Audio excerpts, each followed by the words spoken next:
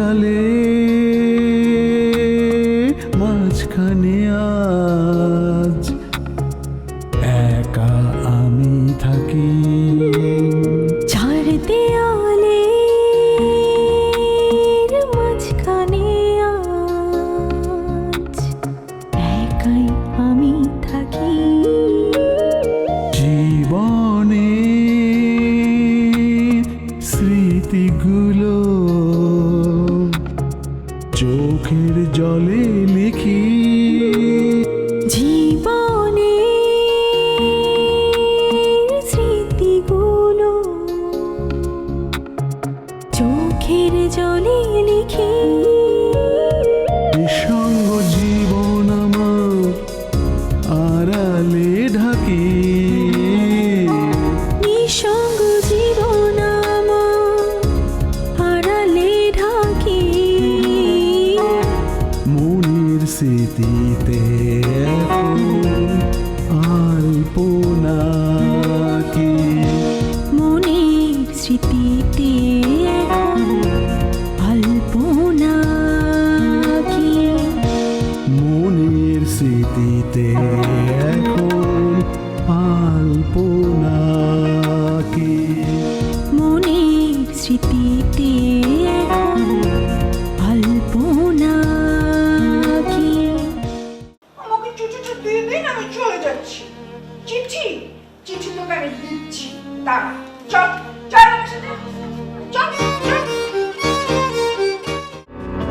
কান ধর, কান ধর।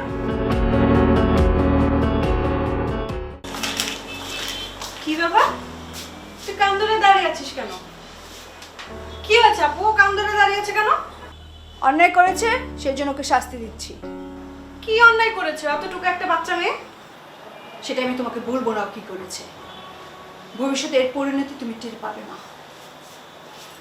অসহ্য, সারাক্ষণ একটা না একটা এনেই থাকো। আহা, আমি বলছি তুমি দাও, ভালো লাগবে দেখতে, দাও। জি ওকে পড়াও, অভ্যাস আছে পড়ানোর, পড়াও।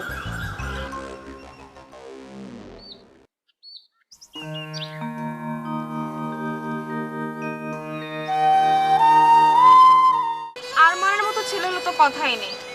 একে ভার্সিটিতে পড়ে, তারপর বড়লোকের ছেলে উড়ানচণ্ডী। এরা সকালে একজনের সাথে প্রেম করে, বিকেলে আরেকজনের সাথে। তাই বলে আমার সাথে এমন করবে? আমি তো ভাবতেই পারছি না। তুই তো কষ্ট পাচ্ছিস কেন বলতো? আর আরমানের সাথে কি তোর কোনো সম্পর্ক হয়েছে? সম্পর্ক? আরে না, ওসব কিছু হয়নি। তাই বলে ও আমার সাথে চিট করবে? আমি মানুষ না। বুঝেছি। তাহলে তুই ভালোই প্রেমে পড়েছিস আরমানের। রাখ তোর প্রেম। ওর সাথে প্রেম করার থেকে রাস্তার কানাখোরার সাথে প্রেম করা ভালো। অন্তত চিট তো করবে না। প্রেমে পড়ার আগে তোর এসব ভেবে দেখা উচিত ছিল। এসব ছেলেরা কেমন হয় তোর আগে থেকে জানা উচিত ছিল। আর জেনে শুনে কেন তুই ওর সাথে জড়াতে গেলি? এখন আমি কি করব বলতো? আমার তো ইচ্ছে করছে ওকে ডেকে এনে আমি চরম অপমান করি। থাক, বাদ দে। তুই আর তাকে পাত্তা দিস না, তাহলেই হবে।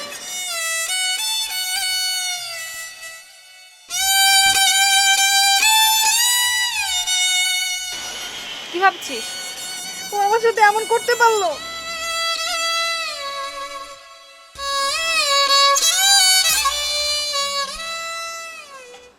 পুতুল, এই পুতুল, পুতুল, এদিকে। এই চিঠিটা কি তুই বিনা খালাকে দিয়েছিলি? হ্যাঁ দিয়েছিলাম তো। সত্যি দিয়েছিলি? সত্যিই দিয়েছিলাম। তাহলে বিনা এলো না কেন? তা তো আমি জানি না। আচ্ছা ঠিক আছে, আমি আরেকটা চিঠি লিখে দিচ্ছি, এক্ষুনি দিয়ে আসবি। মামা আমি?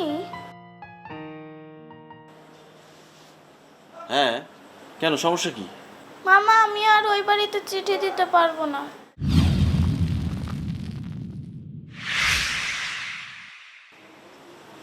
কেন দিতে পারবি না? এই সত্যি করে বল তো কি হয়েছে? চিঠিটা তুই বিনাকে দিসনি? দিয়েছিলাম তো, কিন্তু কিন্তু কি? খালামণি একটা উত্তর লিখেছিল ওই চিঠির নিচে, কিন্তু ওইটা আনতে পারিনি। কেন আনতে পারিসনি? আসার সময় ওটা রিনা খালা জোর করে নিয়ে গেছে।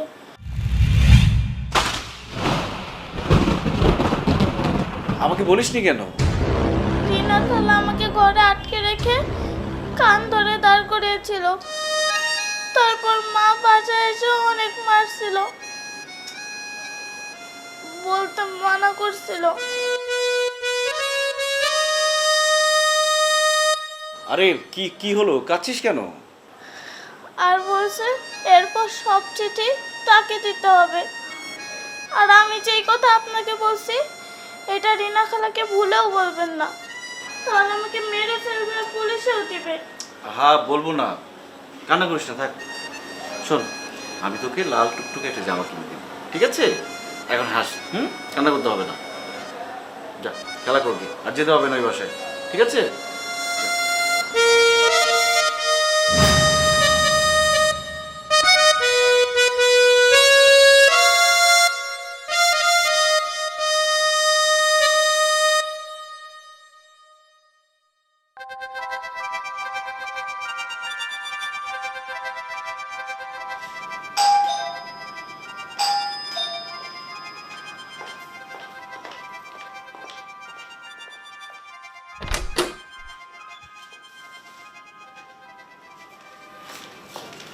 এই, কোথায় গিয়েছিলে?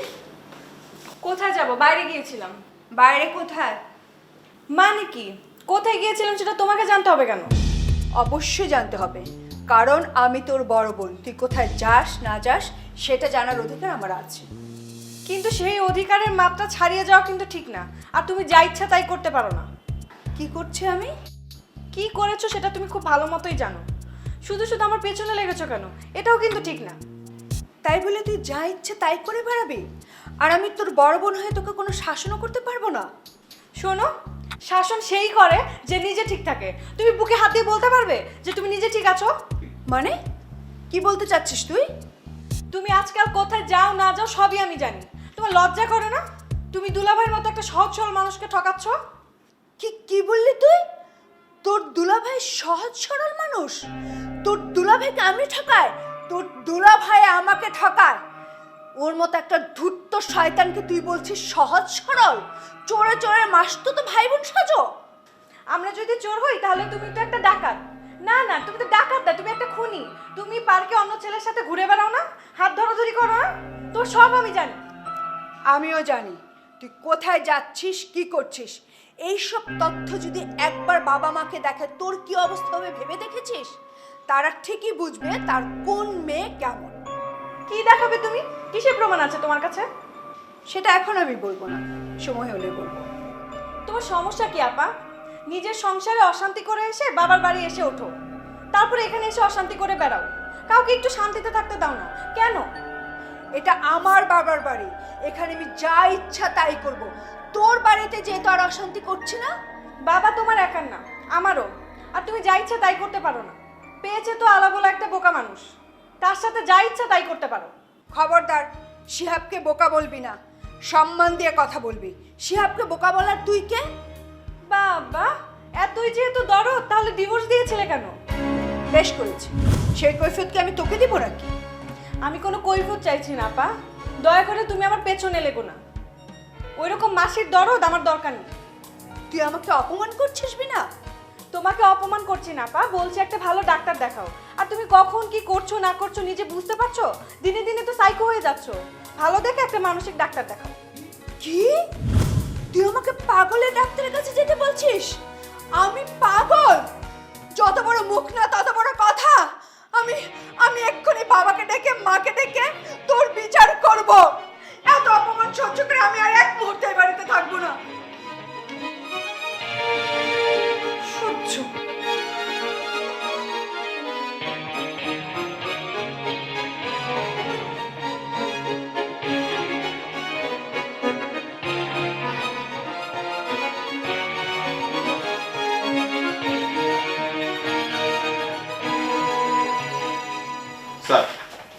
স্যার একটু সমস্যা হয়ে গেছে।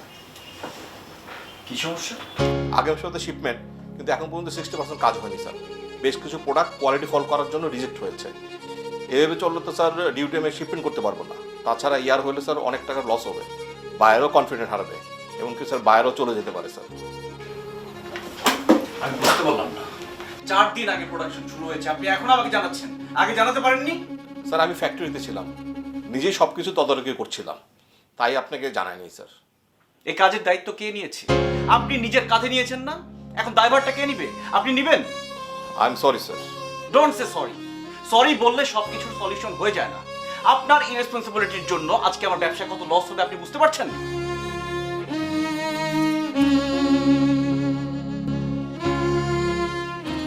বসুন।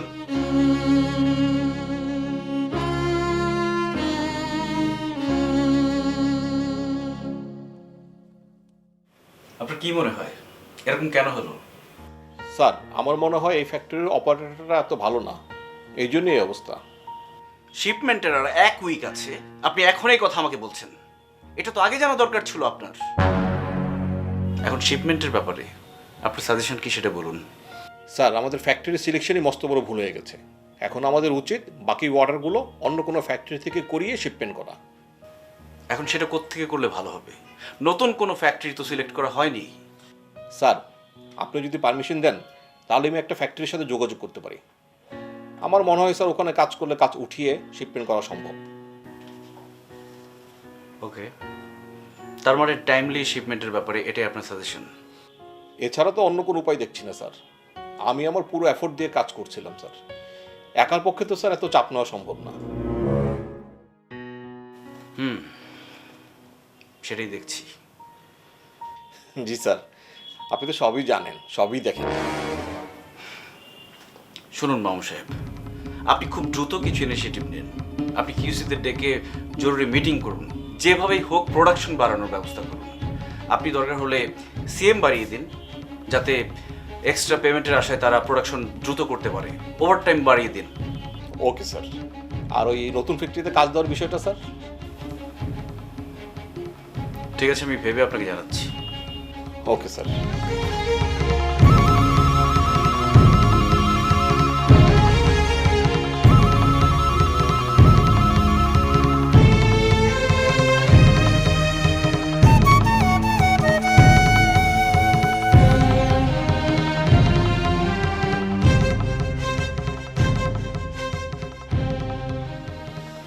Excuse me, yes sir.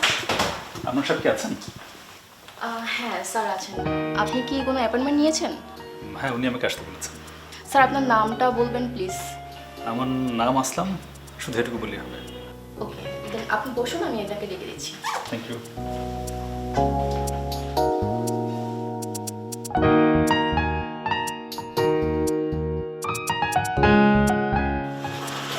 Sir আসবো? হ্যাঁ আসো।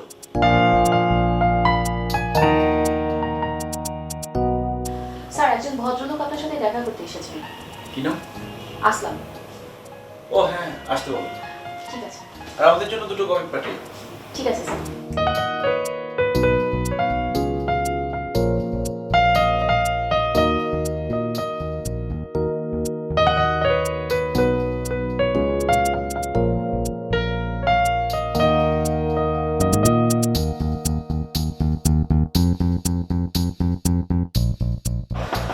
হ্যাঁ আসুন। আসসালাম ভাই, কেমন আছেন? কেমন আছেন? এই তো ভালো, বসুন। সরি আপনাকে এইভাবে অফিসে আসতে বলার জন্য।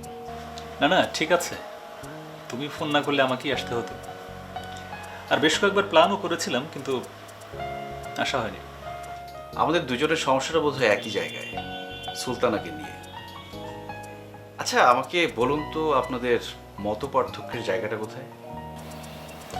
সম্ভবত সুলতান আমাকে ঠিক বুঝতে পারছে না, আর এমনও হতে পারে যে আমি ওকে ঠিক বোঝাতে পারছি না যে আমি আসলে কি চাই। ঠিক আছে ভাই, কফি নিন। Thank you. ঠিক আছে, তাহলে আমাকে বলুন, আমি বোঝার চেষ্টা করছি। হ্যাঁ, এটা ঠিক যে দুজনের কাছাকাছি হওয়াতে একটা সম্পর্ক তৈরি হয়েছে, কিন্তু আমি এটা কখনো চাইবো না যে সেই সম্পর্কের দায়বদ্ধতা মাথায় নিয়ে সুলতান আমাকে করুণা করে বিয়ে করুক, আমি ওর মতামতকে প্রাধান্য দিতে চেয়েছি। তো আপনার কি চাওয়া ছিল? আমি যা সেটাই সুলতানা খুশি মনে গ্রহণ করুক। আমি ওর জীবনের ভুল মানুষটা হতে চাইনি কখনো। আর আমি মানি আমার স্ট্যাটাস, আমার জীবন দর্শন, আমার ব্যক্তিত্ব। আচ্ছা আসলাম ভাই, কিছু মনে করবেন না। ব্যক্তিত্ব বলতে আপনি কি বোঝাতে চাচ্ছেন? নিজের ইগোর কাছে মাথা নত না করা? প্রবলেমটা তো এখানেই। তোমরা যেটাকে ইগো মনে করছো, আমি সেটাকে মনে করছি আত্মসম্মান বোধ। আর প্রত্যেকটা মানুষের এটা থাকে, যার যার জীবন দর্শন থেকে আত্মসম্মান বোধটা আসে। সেখানে আমার থাকারই কি অপরাধ? না না, অপরাধ না, কিন্তু আপনার এই আত্মসম্মান বোধ বাঁচাতে গিয়ে সুলতানার যদি অন্য কোথাও বিয়ে হয়ে যায় তখন? সেটা মেনে না ছাড়া আমার আর কোনো উপায় থাকবে না। আপনি সুলতানাকে ভালোবাসেন না?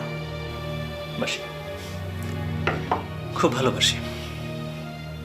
আর ভালোবাসি বলেই ওর অন্য কোথাও বিয়ে হয়ে গেলে এ শহর ছেড়ে আমি দূরে কোথাও চলে যাব, অনেক দূরে। আপনার কাছে কোনটা বড়, আপনার আত্মসম্মান বোধ নাকি সুলতানা? সুলতানা নিশ্চয়ই কোনো মেরুদণ্ডহীন মানুষকে ভালোবাসবে না। আর একজন আত্মসম্মান বোধহীন মানুষ আর একজন মেরুদণ্ডহীন মানুষের মধ্যে খুব একটা তফাৎ নেই, আছে কি? কিন্তু আপনার এখন যে বর্তমান অবস্থা, তাতে তো সুলতানাকে বিয়ে করার জন্য যথেষ্ট না। আপনি নিশ্চয়ই আমাদের পারিবারিক অর্থনৈতিক অবস্থা সম্পর্কে ভালো করেই জানেন। হ্যাঁ জানি। আর এটাও জানি একটা মানুষের যোগ্যতা বিচার করা হয় তার শিক্ষা, তার আচার আচরণ, চাল চলন, তার পেশা, এসব দিয়ে। কিন্তু তোমরা যদি সেই যোগ্যতার মাপকাঠি বা মানদণ্ডটাকে অর্থের মাপকাঠিতে মাপো, তাহলে আমার কাছে মনে হচ্ছে সম্পর্কে আমার না জড়ানোই ভালো। এতে সুলতানা কখনোই সুখী হবে না। যেটা হবে সেটা হচ্ছে যে সারা জীবনের জন্য আমি ওর ক্ষেত্রে ভুল মানুষটা হয়েই থাকবো। আসলাম ভাই, আপনাকে আমার পছন্দ হয়েছে, কিন্তু আমাদের পরিবারের সবাই কিন্তু আমার মতো না আপনাকে এত সহজে গ্রহণ করবে। পারিবারিক অবস্থা, আর্থিক অবস্থা, এটাও তো চিন্তা করতে হবে। হ্যাঁ, সেটা আমি আমার নিজের চেষ্টায় পরিবর্তন করতে চাই, কারো দয়া, দান কিংবা করুণায় না।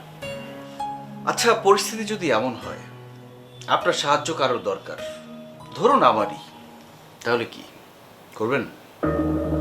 কেন নয়, আমার সাধ্যের মধ্যে হলে অবশ্যই করবো।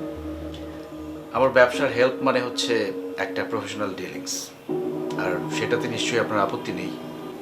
আমি ঠিক বুঝতে পারছি না তুমি আসলে কোন ধরনের হেল্প চাইছো আমার কাছে। সেটা সময় হলে আপনার সাথে আলাপ করব। ঠিক আছে, আসি তাহলে আজকে। ঠিক আছে।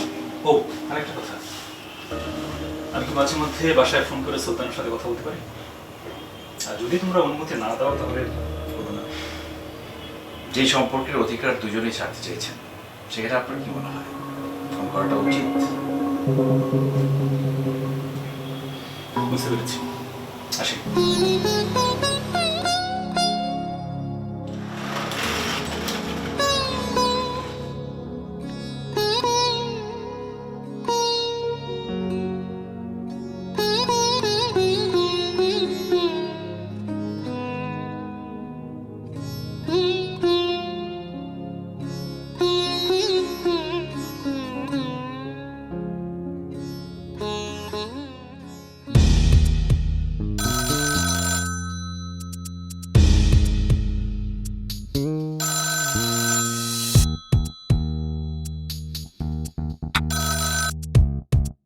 হ্যালো মামু সাহেব, আরে আপনি ফোন দিয়েছেন কেন?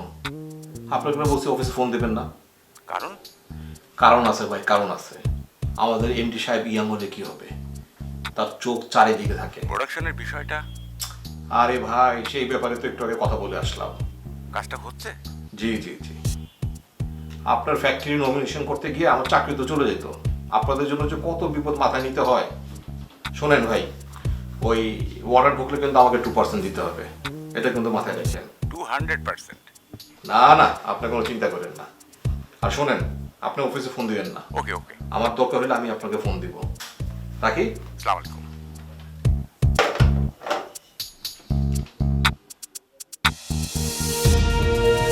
চার দেয়ালে কে আবার তোকে অপমান করলো?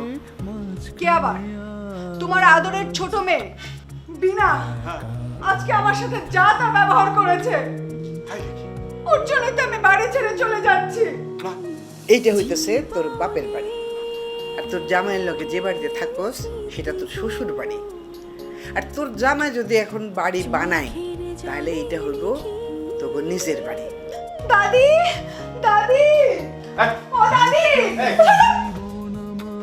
আপনি তো বললেনই সব বুঝে গেছেন, তাই আর রাগ ঢাকের কি প্রয়োজন? সরাসরি বললাম। বিনাকে কেনা ডেকে দেবো, কি কথা তার সাথে? নাম কি? জি, আমার নাম আরমান।